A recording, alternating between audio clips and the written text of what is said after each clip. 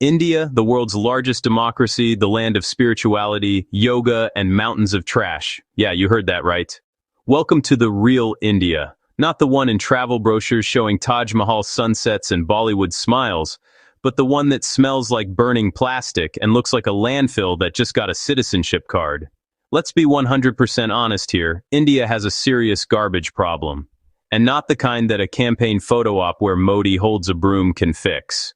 We're talking about a country that produces over 277 million tons of waste every single year, yet barely recycles 30% of it.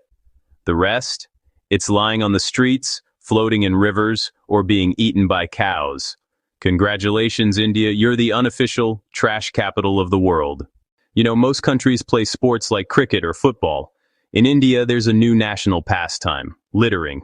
You can see it everywhere, from Delhi's crowded markets to Mumbai's beaches to the holy ghats of Varanasi. People eat something, finish it, and whoosh, right on the road it goes. Wrappers, plastic bottles, old shoes, you name it. The ground becomes a buffet of garbage for stray animals. And the best part? Nobody bats an eye. It's as if throwing trash out the window is a birthright.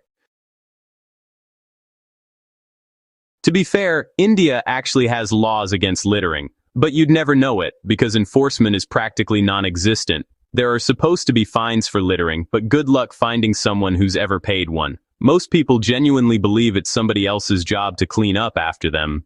A phrase you'll often hear is, "That's what sweepers are for." It's this mentality, this not my problem attitude, that turns every street corner into a garbage hill. And some of them even think they are doing good service by providing jobs for cleaners. It's the broken window fallacy all over again. Now let's look at some numbers. According to the World Bank, India generates over 277 million tons of solid waste per year, and that's expected to triple by 2050. The country also ranks 5th in the world for plastic waste generation, producing more than 26,000 tons of plastic waste every single day.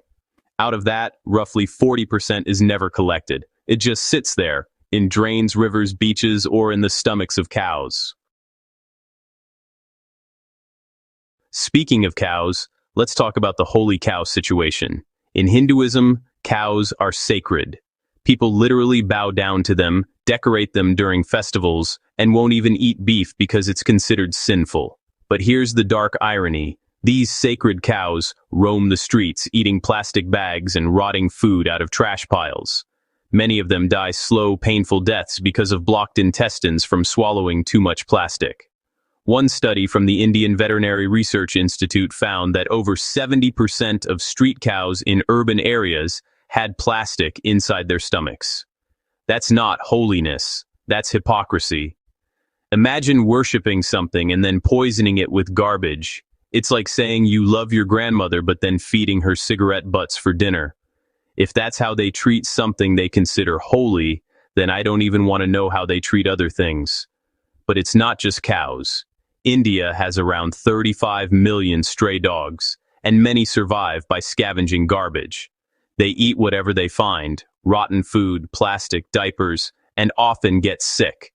In turn, these stray dogs spread diseases, creating another public health crisis. But again, no one cares. People complain about the smell, about the filth, about the dogs barking at night, but ask them not to throw trash on the ground, and suddenly, you're the problem. Now let's move to something even more depressing, the rivers. India's rivers are worshipped, celebrated, and called holy. The Ganges River, or Ganga Ma, is literally considered a goddess.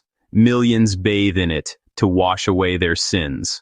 But the harsh truth is that the Ganges is one of the most polluted rivers in the world.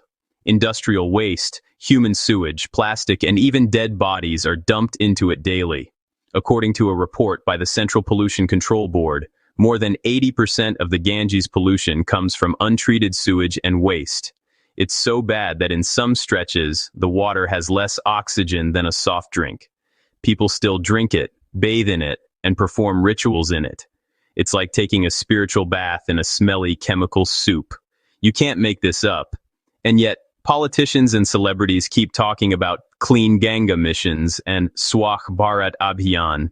These programs look great in glossy ads, but on the ground, not so much. After spending billions of rupees, the Ganga remains filthy, cities are still overflowing with waste, and open dumping continues.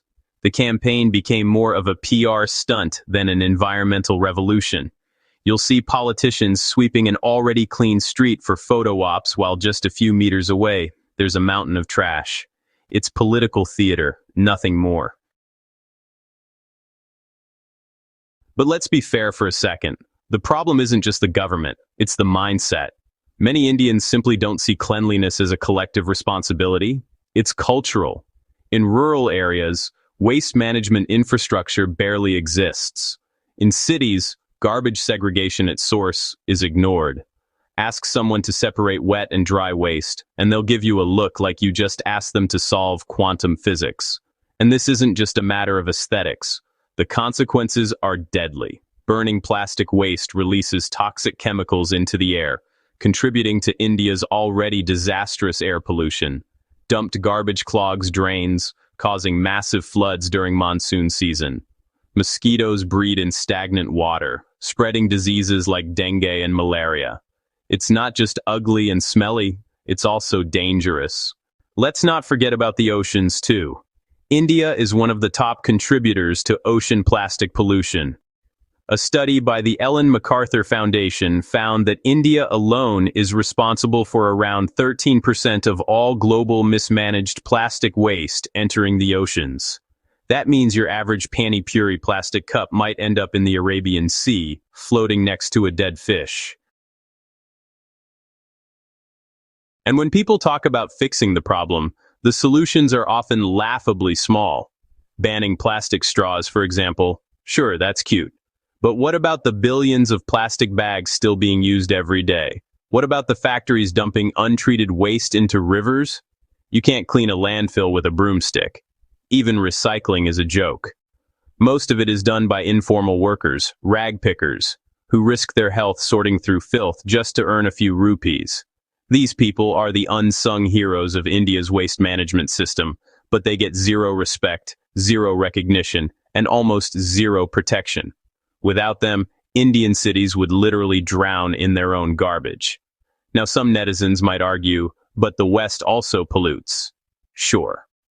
But the difference is, in most developed countries, there are systems: waste segregation, regular garbage collection, recycling plants, monetary fines.